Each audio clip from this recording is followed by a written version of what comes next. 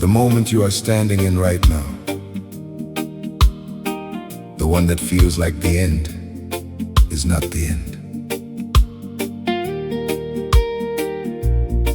This is the turnaround. God doesn't just restore, He reverses. Watch what He does next.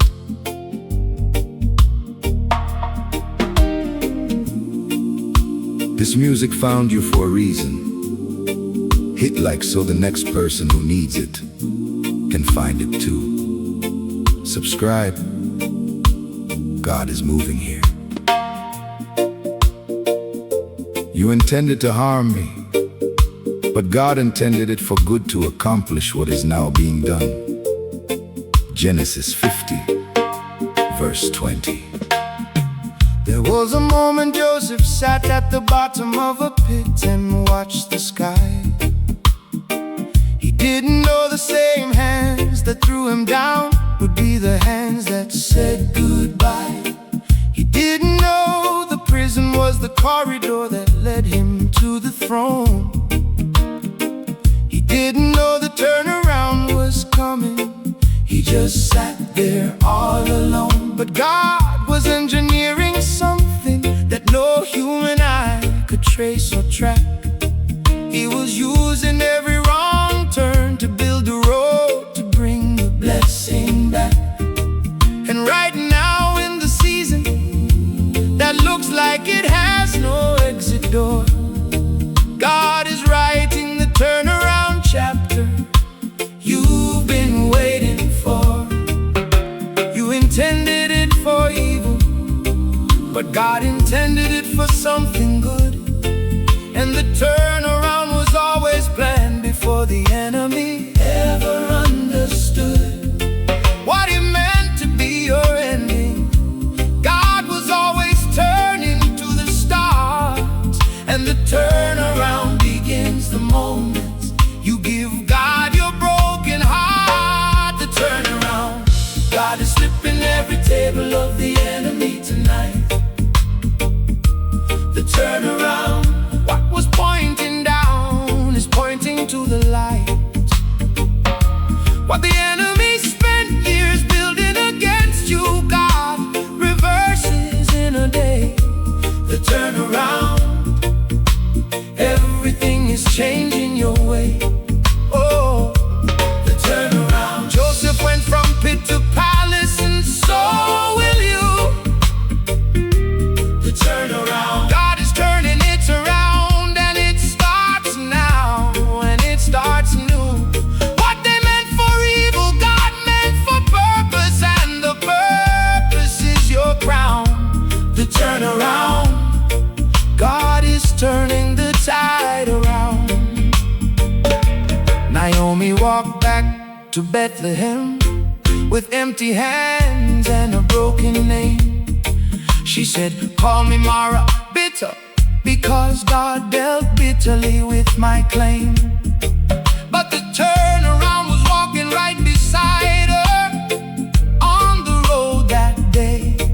And the daughter-in-law who held her hand was the turnaround God sent her way. Ruth gleaned in the fields of Boaz, and the story rewrote itself in gold. And the woman who came back with nothing came back to a story that would be told. Because the turnaround always comes to those who stay upon the road. And the bitterness that Naomi carried was the field where God sowed. For the Lord turns the desert into pools of water, and the parched ground into flowing springs today. And the turnaround of God is greater than anything the enemy could say. The turnaround. God is flipping every table of the enemy tonight. The turnaround. What was pointing down is pointing to the light. Hey, this is the turnaround. Right here, right now. What went down is coming up. God is showing you how. Every pit becomes a palace. Every prison becomes a throne. Every marrow becomes sweet again. Every exile comes home.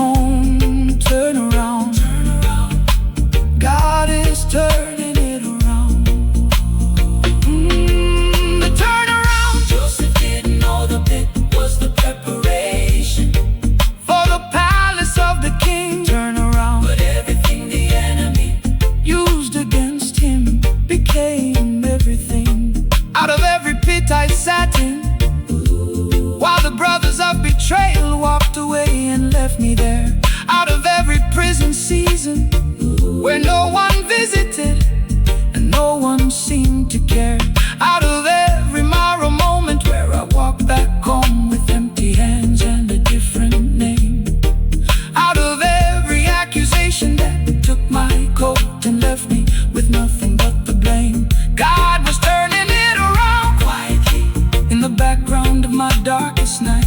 God was turning it around, building the corridor that leads me to the light. Oh, the turnaround. For every Joseph reading this, the palace is already signed. The turnaround. The picture sitting in is just the prologue and not the final line. The turnaround. The turnaround. God is turning it around.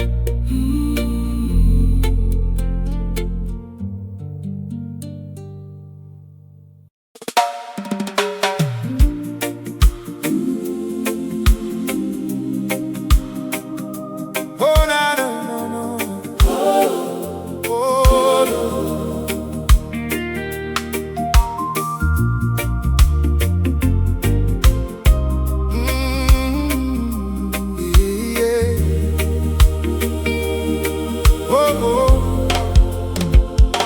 Elijah ran from Jezebel and fell beneath the broom tree in despair. He said, I've had enough, Lord, take my life. I'm the only one left out there. He was exhausted from the winning and undone by a threatening word. The greatest prophet of his generation, sleeping in the dirt unheard. But God didn't come with lightning or an earthquake or a fire. He came with bread and water and said the journey is still higher. Get up and eat the road ahead. It's more than you can walk today. And the comeback God designed for Elijah started with a simple meal that way. For God gives strength to the weary and increases power to the faint. And even youths grow tired and stumble, but those who wait will rise without complaint. They will soar on wings like eagles, and they will run and they will not grow faint. Because the God of the comeback specializes in the exhausted and the saint. The God of the comeback picks you up from under the broom tree today. The God of the comeback sends bread and water for the road ahead your way. When you said I've had enough and you lay down on the ground, the God of the comeback has always been around. Oh, oh, oh, oh. Hey! The God of the comeback. Peter walked on water, then he fell and then he failed. The God of the comeback, but the comeback never failed. What the enemy calls finished, God calls the beginning of the best part of the story. The God of the comeback is the God of resurrection glory. Peter denied 3 times and wept bitterly in the dark of that cold night. He went back to his fishing nets because he thought his calling wasn't right. But Jesus met him on the shore with breakfast burning on a charcoal fire. And 3 times he asked, do you love me? 1 restoration for each denying choir. Do you love me? Feed my sheep. The comeback was the calling reinstated, and the man who failed the loudest was the man God elevated. Because God's greatest comeback stories are the ones that start with failure at the gate. And the man who swore he didn't know the Lord became the one who sealed the church's fate. For the gifts and calling of God are irrevocable and never erased.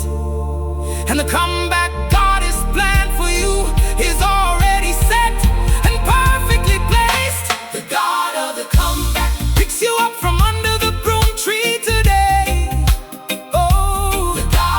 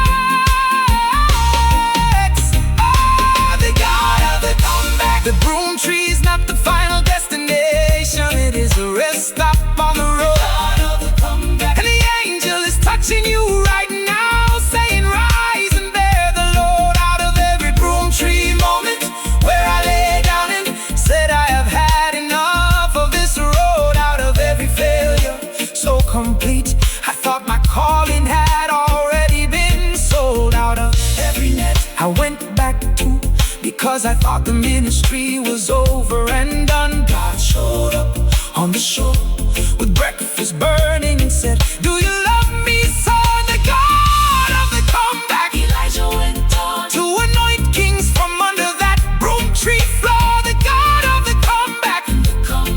God has planned for you is greater than before. The God of the comeback. The God of the comeback. The God of the comeback. The God of the comeback. Get up and eat.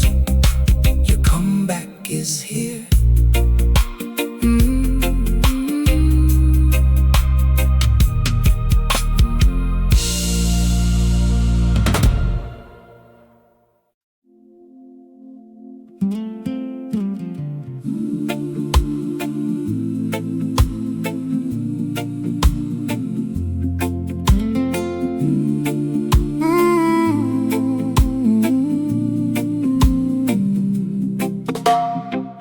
Nothing looks like it's happening from the surface of the ground.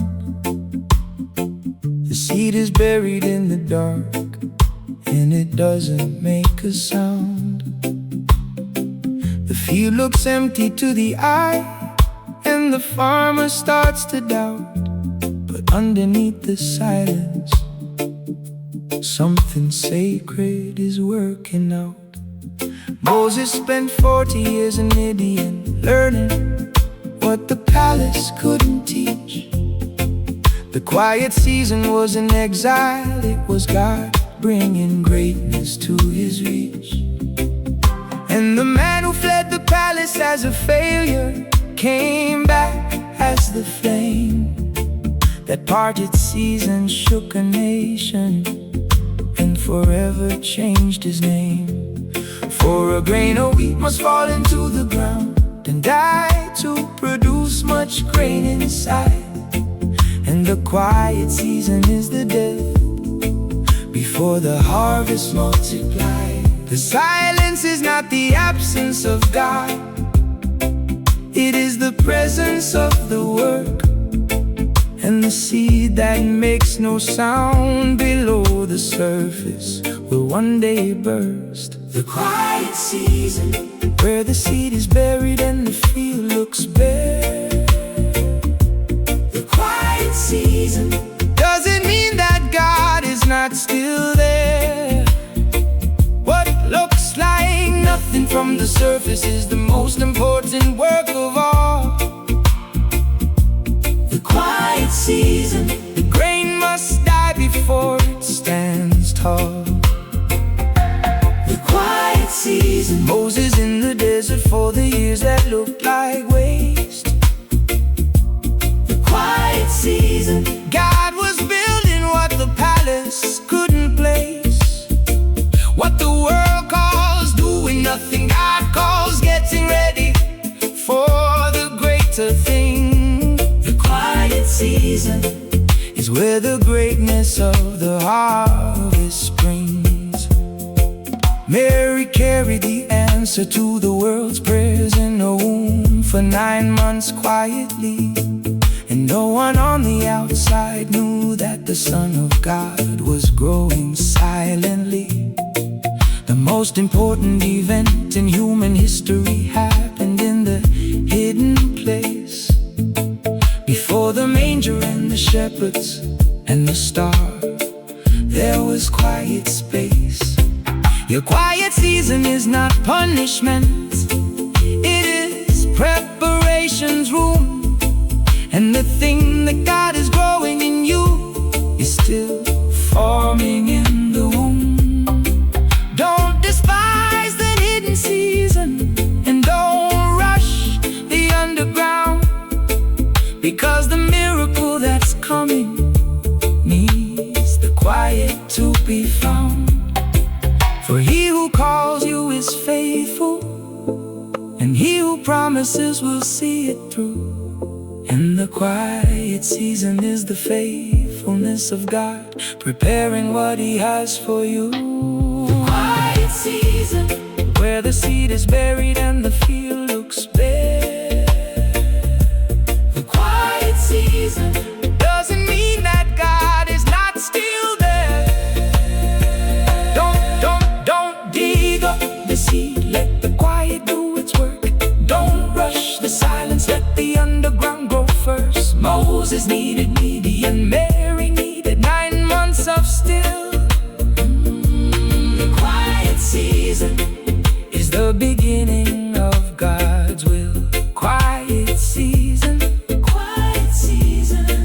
Let God work in the quiet season. And everything that looks like nothing is the most critical part of the quiet season. The seed that never makes a sound is the one that feeds a man. Out of every quiet stretch where no miracle was visible and no prayer seemed to be heard, out of every Midian desert where I tended sheep and barely heard a word, out of every womb of waiting where the thing God promised felt too long inside, out of every silent field where I stood and questioned what the quietness implied. God was growing the underground harvest that the surface never shows until it's done. God was building the coming out moment in the silence before anyone. The quiet season. Moses came back from Midian with a staff that split the sea. The quiet season. And 9 months of silence gave the world eternity. The quiet season. The quiet season. Let God work in the quiet.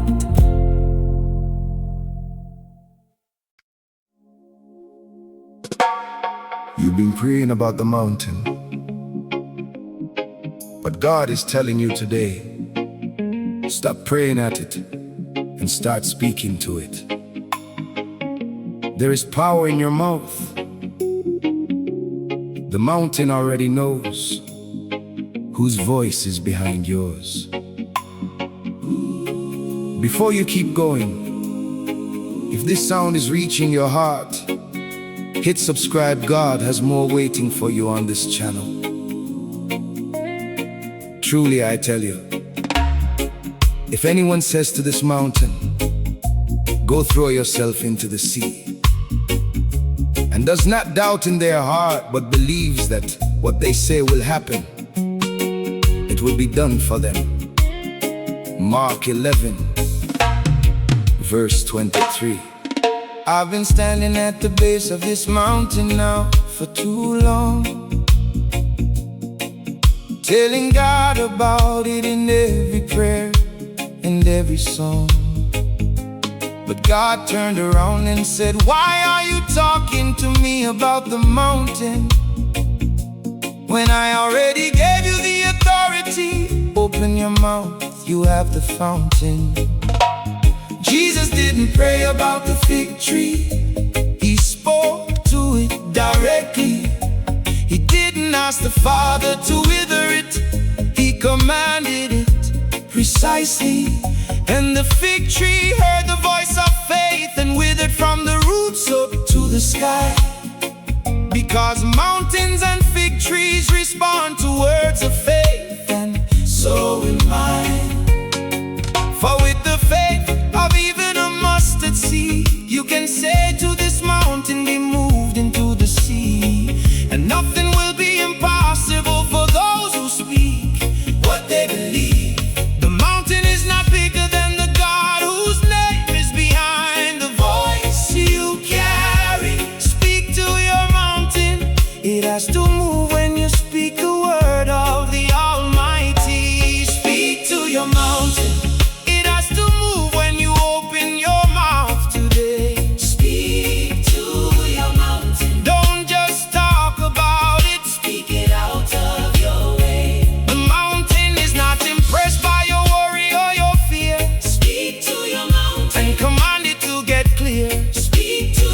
like Jesus spoke to the fig tree and the storm. Speak to your mountain. That's the pattern and the know what you've been praying about for years. God said open your mouth and say it plain. Speak to your mountain and watch it move today.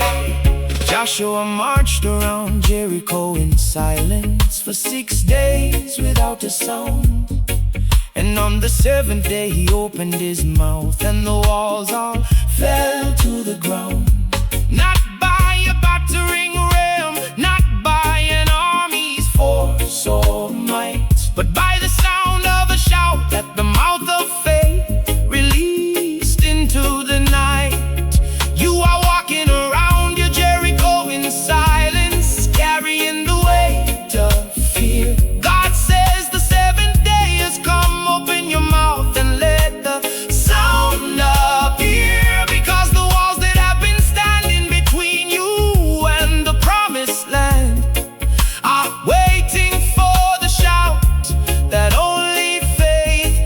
a man. For God calls things that are not as though they were. That is the language of the throne. And the mouth of faith that speaks to mountains is the mouth of the one who makes something from stone. Speak to your mountain. It has to move when you open your mouth today. Speak to your mountain. Don't just talk about it. Speak it out of your way. Oh, open your mouth. Speak to the mountain. Open your mouth. Don't fear what you're facing. Speak to the sickness. Speak to the debt Speak to the door. that hasn't opened yet. Mountain move in the name that never fails. Mountain move. The faith of the believer prevails. Speak, Speak, speak, speak to your mountain. Oh, speak to your mountain. speak to your mountain. The same God who spoke light into darkness lives inside you today. Speak to your mountain. And use the authority he gave you when he called you by your name. Out of every mountain I stared at and talked about in every prayer meeting without end. Out of every problem I described in detail to God like he needed a full briefing again. Out of every wall I circled in silence, afraid that my voice wouldn't be enough to shake. God said, stop telling me about the mountain. Open your mouth for my name's sake. Speak to your mountain. Jesus spoke. To a fig tree and to a storm and to the grave. Speak to your mountain. Then every mountain recognizes the voice of the one who saves. Speak to your mountain. Speak to your mountain. Open your mouth And watch it move. and watch it move.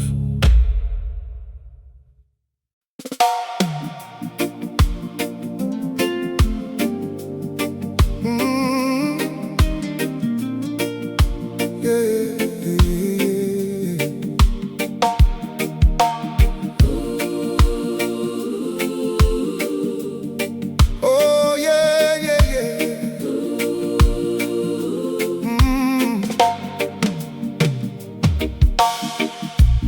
I can see the other side from where I'm standing in the middle of the water. The waves are at my left and right, but I can hear the land across the border.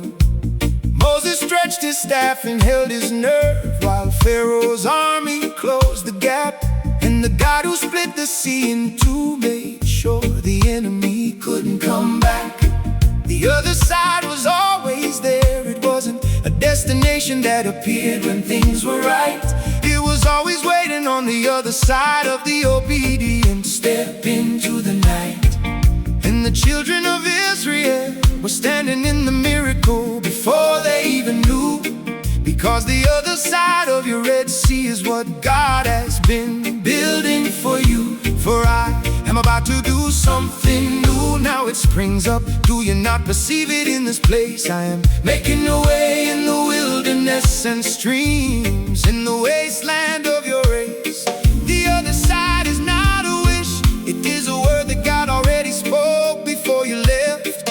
And the path through the water is the miracle that comes before you take your breath. The other side is right there on the other side where you stand today. The other side. God already made the path to get you there. His way.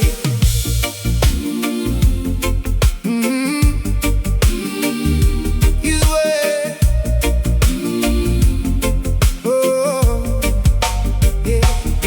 The Red Sea looked impossible, and the army closed behind. The other side. But God had already made up his mind. The other side, Paul walked out of prison. into sunrise with no key. The other side. Daniel walked out of the lion's den, and every lion had to flee.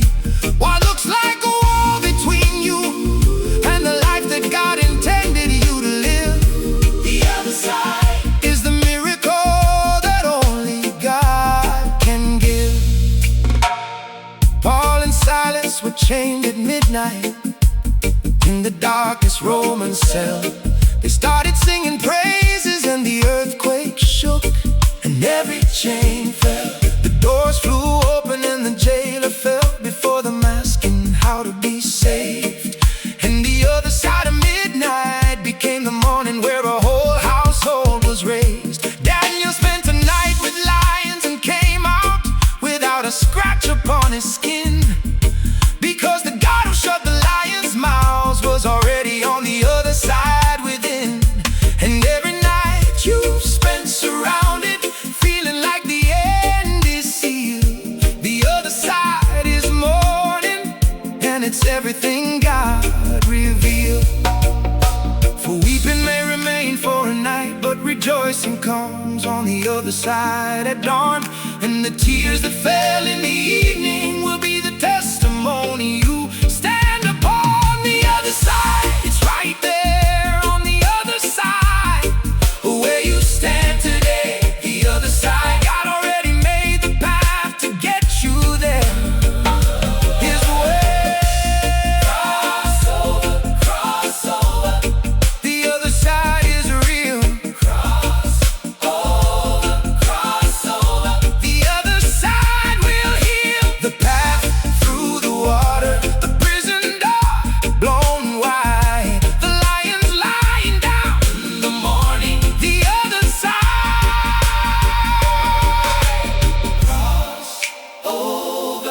Cross over, cross over. You're almost there. The other side.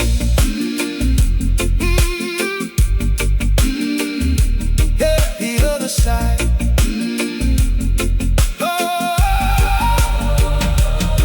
The other side. The Red Sea crossing is yours, and the army of the enemy is drowned. The other side. And the morning song of Moses and Miriam is the sound. Out of every Red Sea moment, where the water was in front and the army was behind. Out of every midnight prison, where the chains were cutting and the darkness was blind. Out of every lion's den, where I lay down, surrounded with no plan to survive. God made a way to the other side and brought me out alive.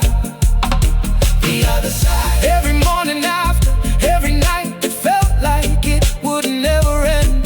The other side is where God has been taking you around every bend. The other side. The other side. God is taking you across.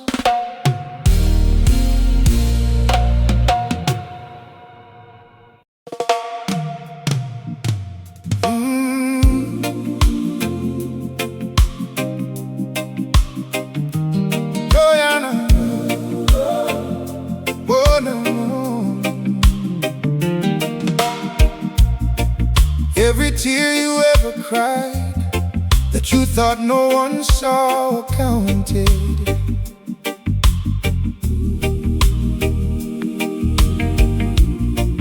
Every year you felt was lost, while the promises went unmounted. Every relationship that broke and left you bleeding on the floor. Every door that slammed before you reached it, and you couldn't take anymore. None of it was wasted. God was running something in the background of your pain. Every loss was being woven into something greater than the loss could ever claim. And the same hands that hold the universe were cupping every tear you shed. Nothing was wasted. Everything was built into the moment you are led. For we know that in all things God works for the good of those who love Him and are called. In all things, not some things, not the easy things. In all things He installed a purpose and a pattern that connects the pain to the promise of the throne. And nothing, not a single thing, was ever wasted on the road you've known. Nothing is wasted. Not the tears, the years, the loss, the broken road. Nothing is wasted. Not the weight you carried when you couldn't bear the load. God takes the broken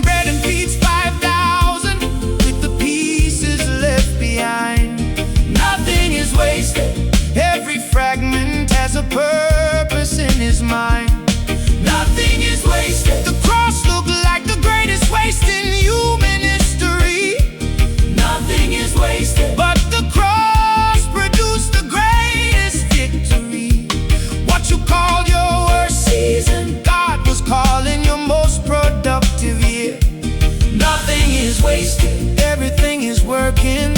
Have no fear. Jesus took 5 loaves and 2 fish, enough for one small boy's lunch alone. And he broke it, and the breaking was the miracle, and 5,000 went home. Because the breaking of the bread was not the tragedy, it was the point where the multiplication happened at every broken joint. Your breaking is not the waste, it is the beginning of the feeding. And the fragments you think are worthless are the pieces everyone else is needing. Paul said his thorn was a messenger of Satan, but God said, leave it in. Because the weakness produced the grace, and the grace would always win. For my grace is sufficient for you, and my power is made perfect in the weakness of your frame. And the thing you thought was wasted, oh, was the very thing producing power in my name. Nothing is wasted. Not the tears, the years, the loss, the broken road. Nothing is wasted. Not the weight you carried when you couldn't bear the load. Not the broken pieces. Not the wasted years. Not the midnight crying. Not the silent fears. God takes the fragment. God takes the thorns. God takes the breaking. And from the breaking form, Something greater. something stronger. Nothing is wasted. Everything is ordered. Nothing wasted. Nothing wasted.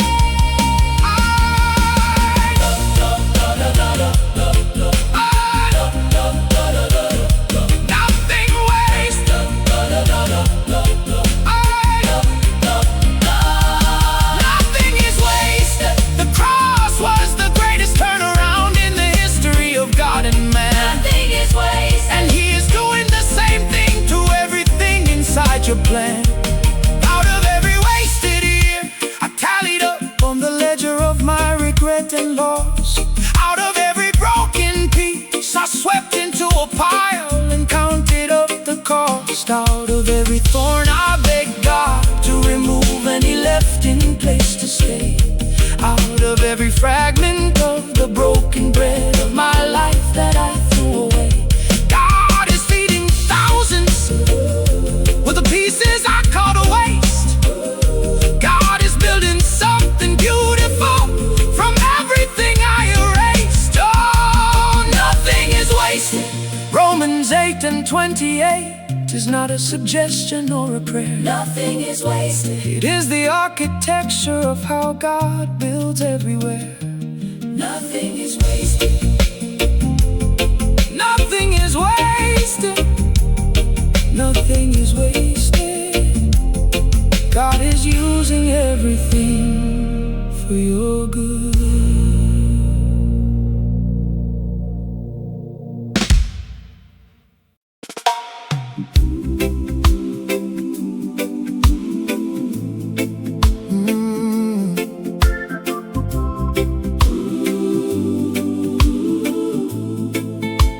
Oh, no, no, no, no, no, no.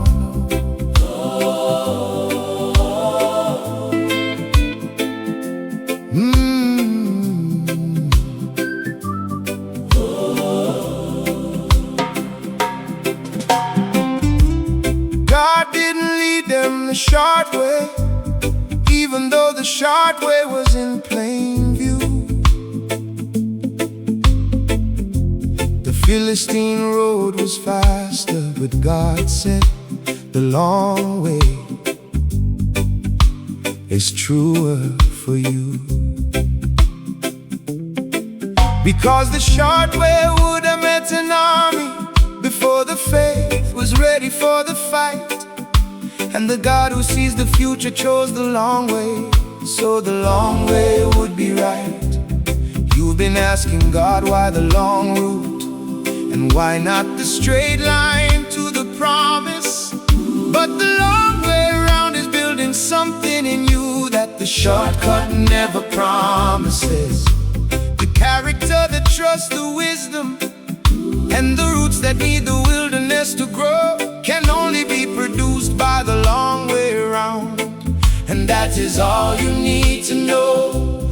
For God led the people around by the desert road, because he knew the shorter way would fail. And the long way round was the way of preparation down the longer trail. The wilderness is not the punishment, it is the curriculum of the king. And the long way round produces everything the shortcut couldn't bring. The long way round, God chose it, not because he's slow, but because he's wise.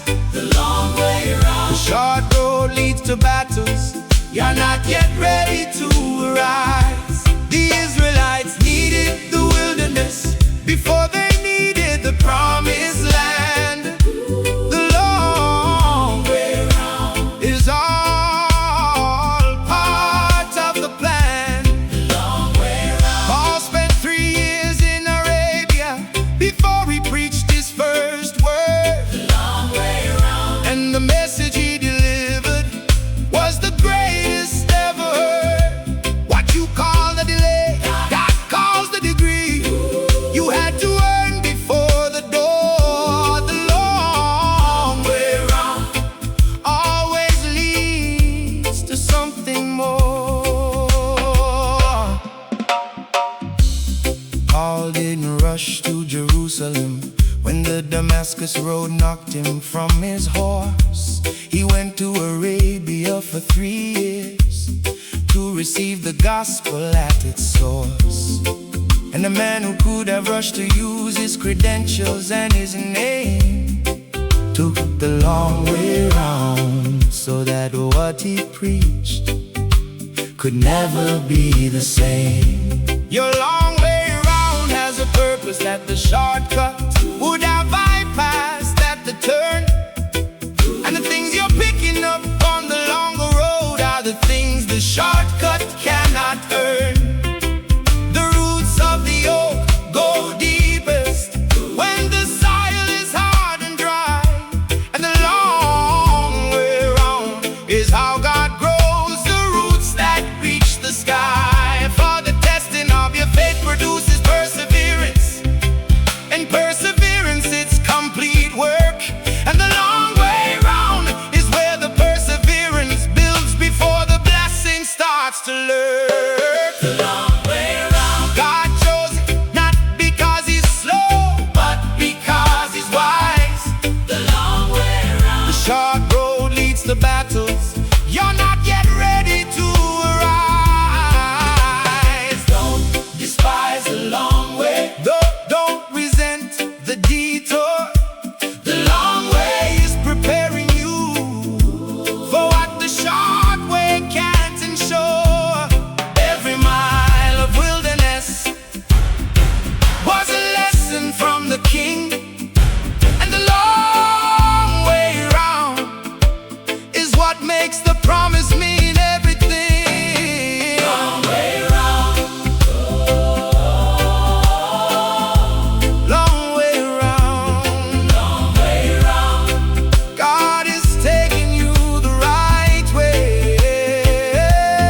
Long way round. The short road would have met an army before the faith was ready to stand. The long way round. But the promised land was always the destination God had planned. Out of every shortcut I tried to take that God blocked with a wall and a closed door. Out of every time I accused God of being inefficient with his routing, like I knew more. Out of every wilderness mile that felt like I was circling and never advancing any ground, God was giving me the credentials, the roots and the faith that only wilderness found. The long way round, Exodus says God chose it, it was not a mistake or a wrong turn. The long way round, everything the promised land would require, the wilderness would earn. The long way round, the long way round, the long way round. God knew what he was doing with the long way.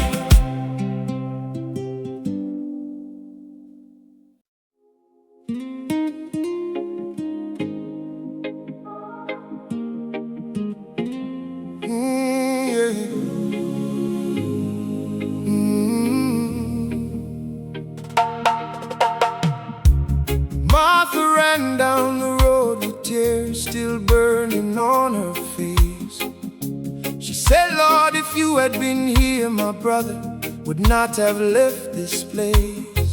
But then she stopped, and something in her spirit wouldn't let her sentence end. She said, but even now I know that God will give you what you ask again.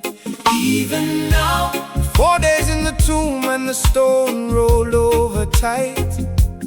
Even now, with the mourners in the house and the funeral in the night.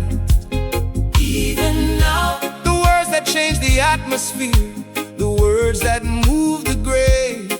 Even now, was the most powerful prayer that Martha ever prayed. For Jesus said, I am the resurrection and the life. Death is not the final line. And the one who believes in me, even after death, will rise from the divine. Even now is not a statement of despair, it is a declaration of the throne. Even now is the faith that moves the stone. Even now, even after 4 days in the tomb of your situation. Even now, even after the mourners arrived and started their narration. Even now, before the stone is rolled away or the miracle appears.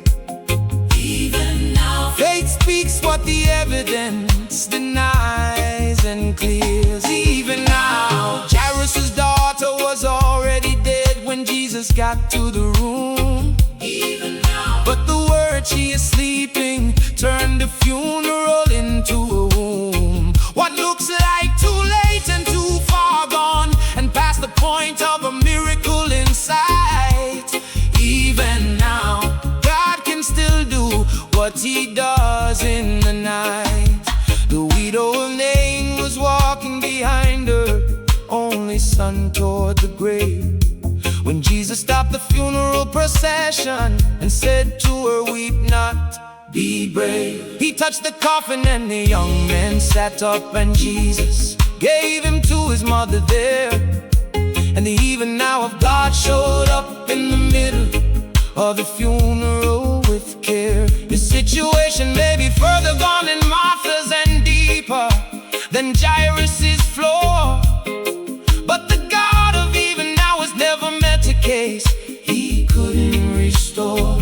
4 days dead is not too late for the God who invented resurrection. And even now God is preparing a miracle without exception. For nothing is impossible with God. No case too cold, no stone too sealed, no grave too deep. And even now the God who raised the dead can wake you from your sleep. Even now, even after 4 days in the tomb of your situation. Even now, even after the mourners arrived and started their narration. Even now, the stone is moving. Even now, the grave is opening.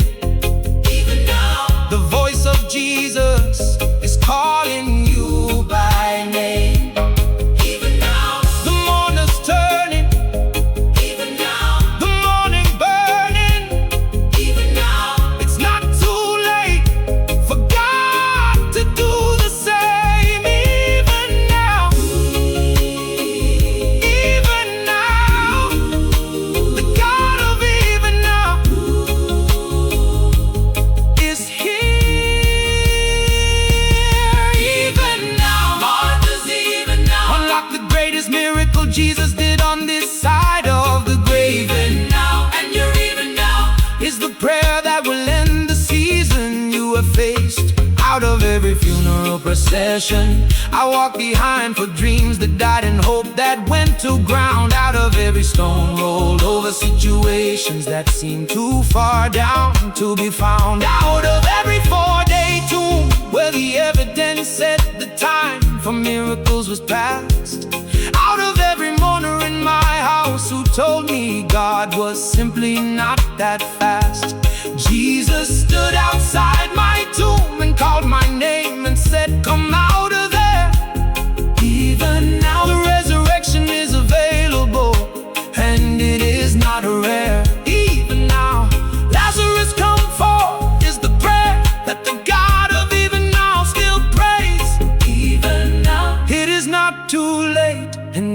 not too far, and it is not past the end of days.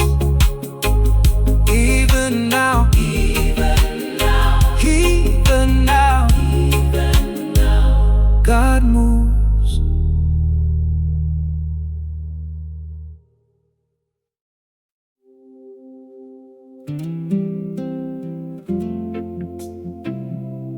If this music blessed you, share it right now. And if you want to listen anytime, anywhere, find us on Spotify.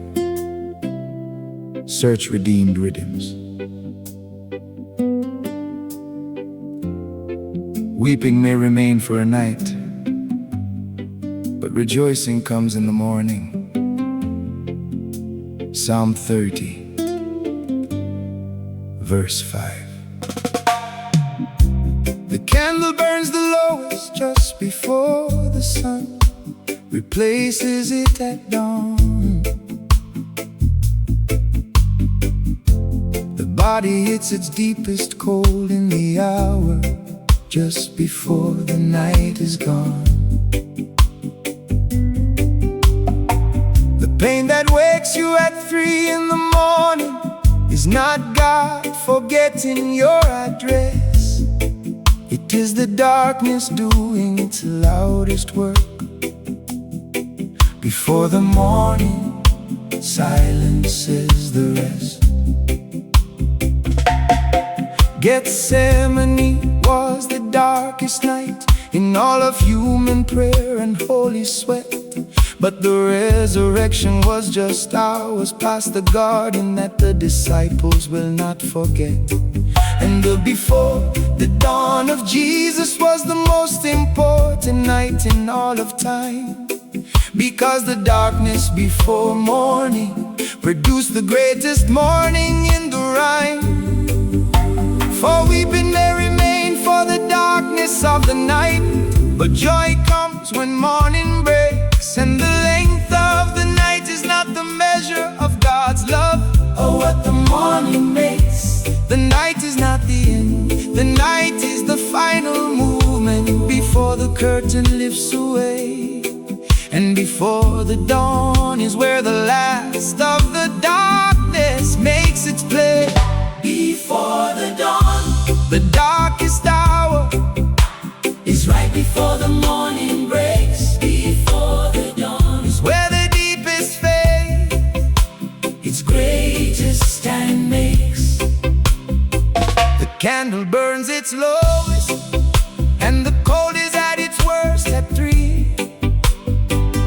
Before the dawn, But the sunrise is already on its way to me.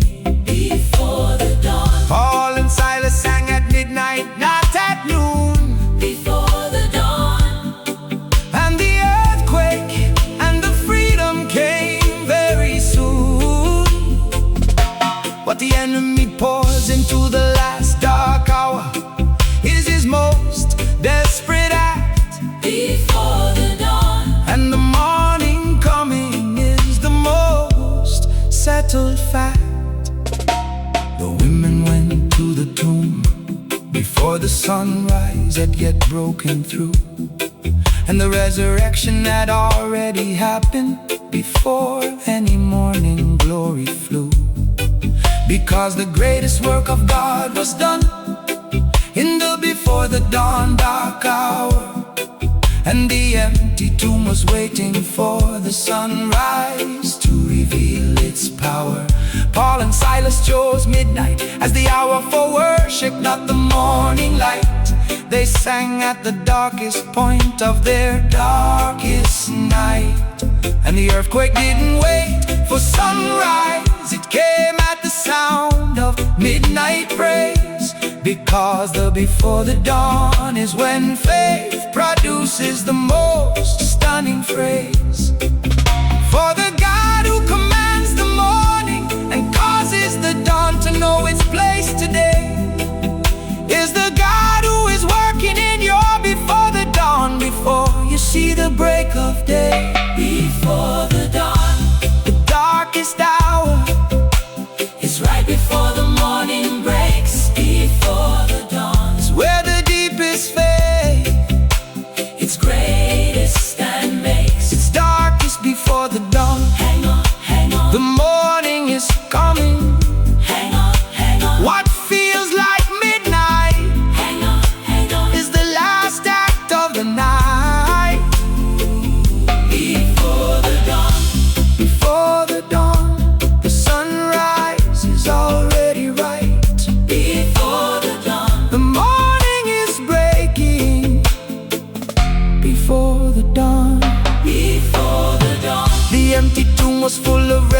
resurrection power in the hours the world still slept. Before the dawn, And the promise that the morning brings is the promise God has kept. Out of every 3 a.m. where the ceiling and the questions were the only things I saw. Out of every midnight hour where faith seemed like the one thing I could least afford. Out of every darkest moment that I mistook for God, retreating past the point of return. Before the dawn is where the empty tomb was waiting and the resurrection burned. before the dawn, The coldest hour, the lowest candle, the loudest enemy, that is the sign. before the dawn, That the morning is the closest it has ever been to mine. Before the dawn.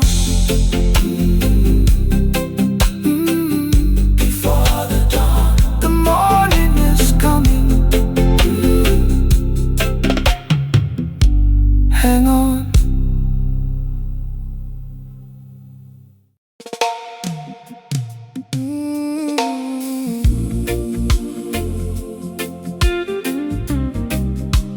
Oh no no no no.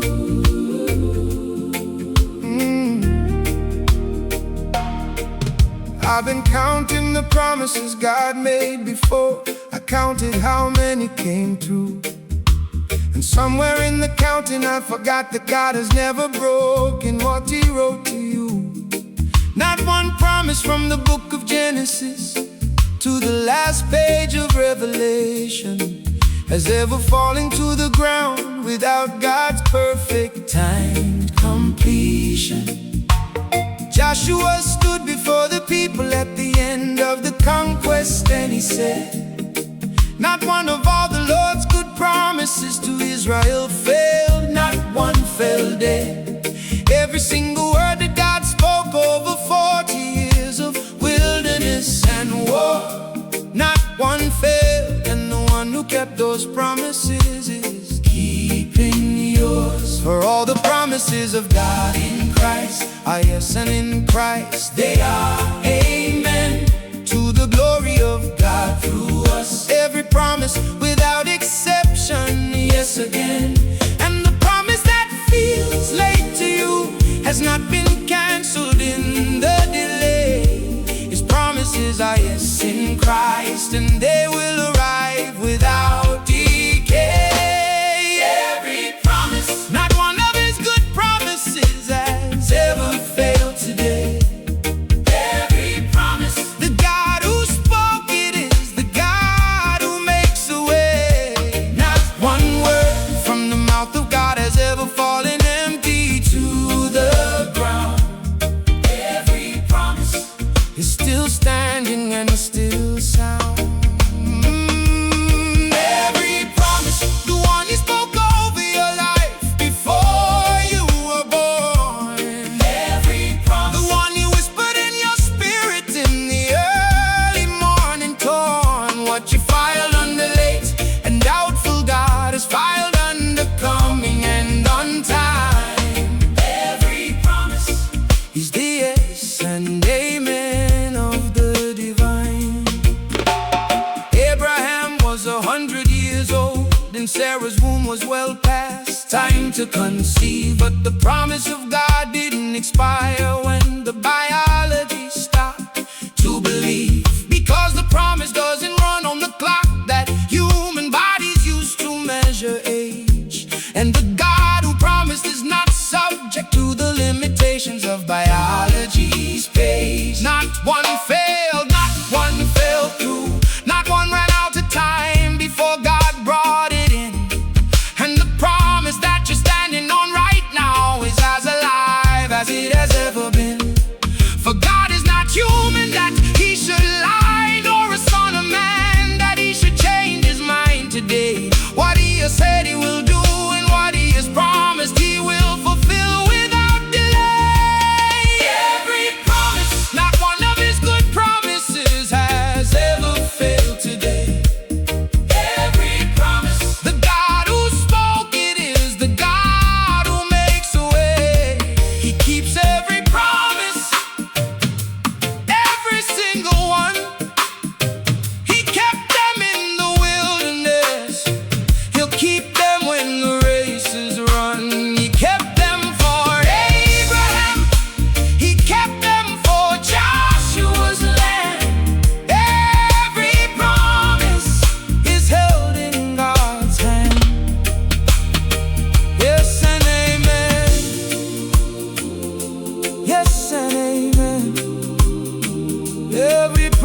promises, yes.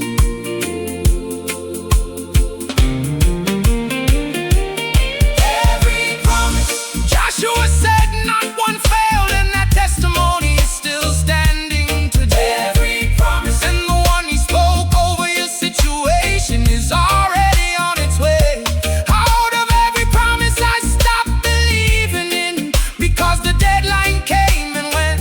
Out of every word God spoke that I filed under beautiful, but probably not meant. Out of every Abraham moment where the biology said impossible and the clock said done, God reminded me that not one of his good promises has ever gone undone. Every promise, 2 Corinthians 1:20 says, they are yes and amen in his son. every promise And not one, not a single one was ever left undone. Every promise, every promise, yes and amen. Every promise stands.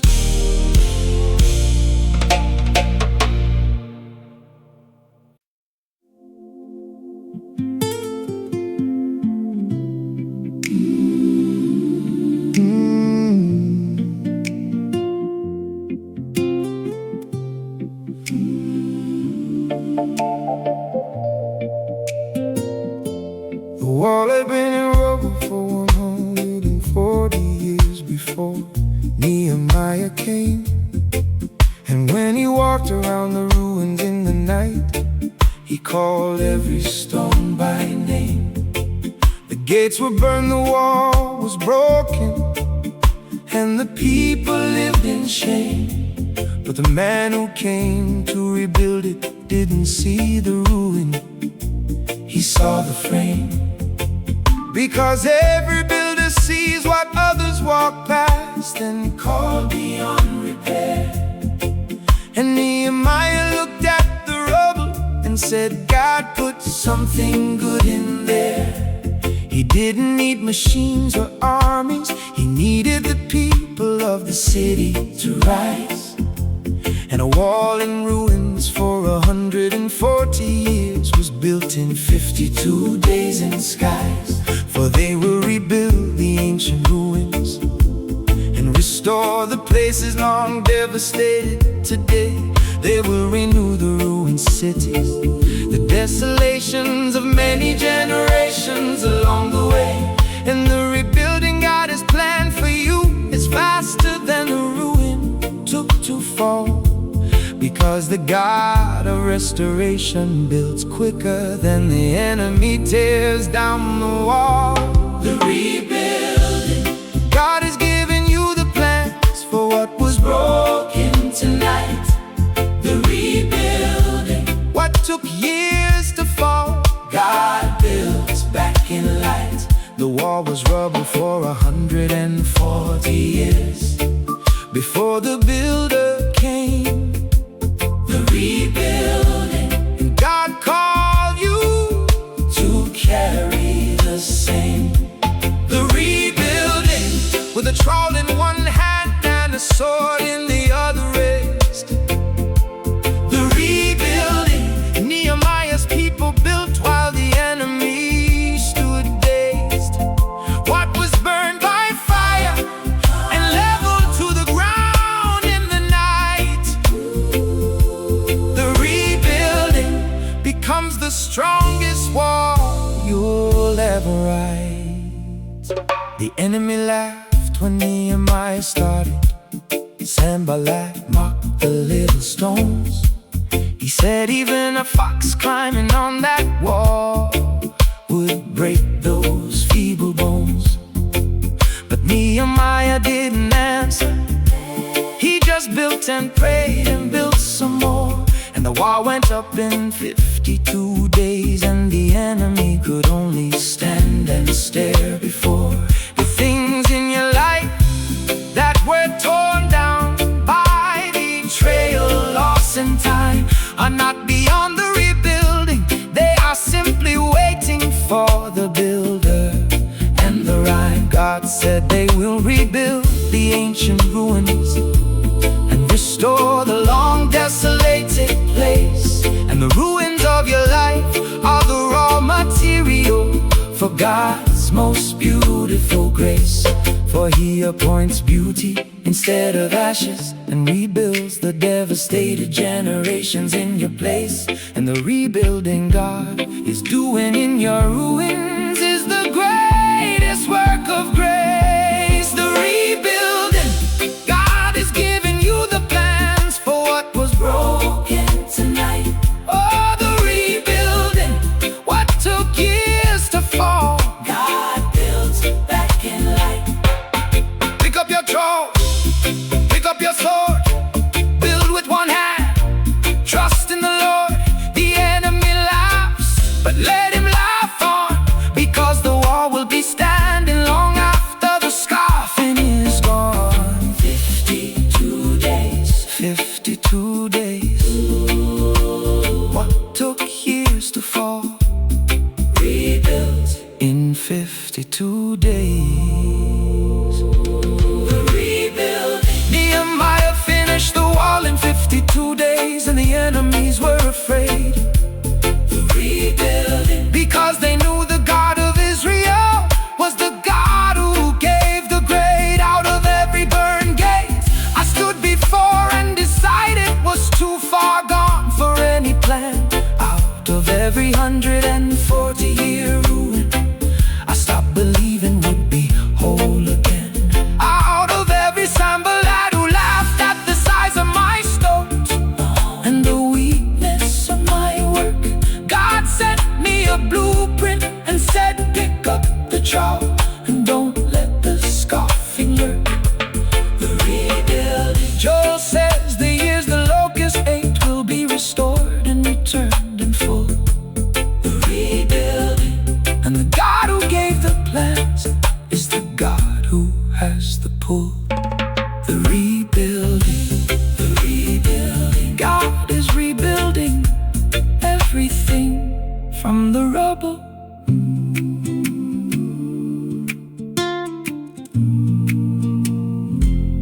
From the rubble.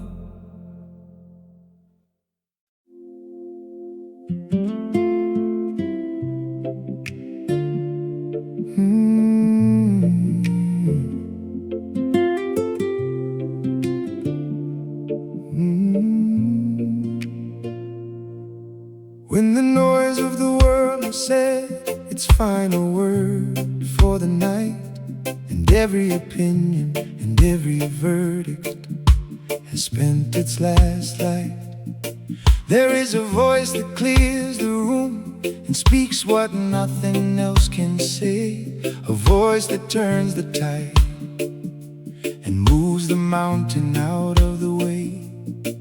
It is the voice of the one who spoke and galaxies came into being from the dark. It is the voice that calmed the sea and lit the fire in Noah's ark. And when heaven speaks, every other voice that spoke against you has to go, because what God says about you is the only verdict you need to know. For the voice of the Lord is powerful, and the voice of the Lord is full of majesty. And the voice that spoke creation into being is the voice that speaks over me. Heaven speaks, and everything the enemy said is overruled and done. Heaven speaks, and the verdict of the Father is you are my beloved one. What the accuser built is evidence heaven's court has sealed and set aside. Heaven speaks, and you don't need to hide. Heaven speaks over the turnaround, the comeback, and the quiet and the climb. Heaven speaks over the mountain and the other side and time. What the world spoke as your sentence, heaven is commuting with one word. Heaven speaks, and this is what I heard. The voice that Adam heard in the garden in the cool of the evening before the fall is the same voice that's saying, where are you? I hear your call. It's not a voice of anger, it is a voice of a father searching for a child. And the searching voice of heaven has been calling through the wilderness and wild.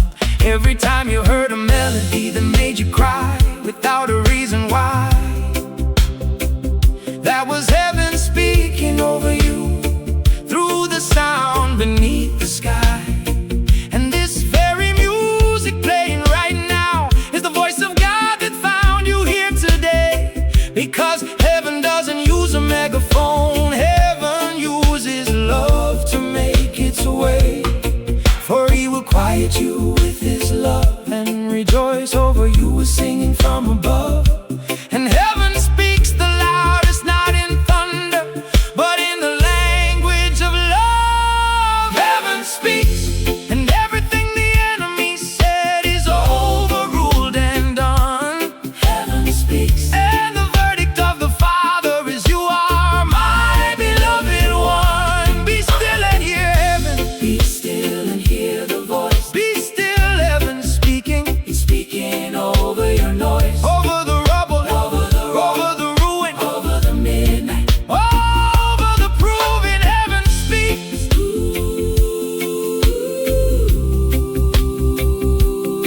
Heaven speaks.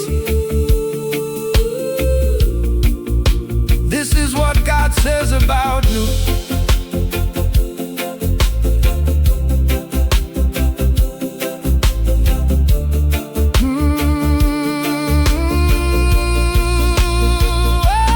Heaven speaks over every turnaround that hasn't arrived yet. It's coming, says the throne. Heaven speaks over every long way round. You are not lost and you are not alone. Over every quiet season where the field looked empty and the promise seemed delayed. Over every mountain that you've been staring at and fearing and have prayed. Over every other side that feels too far for crossing with the water in between.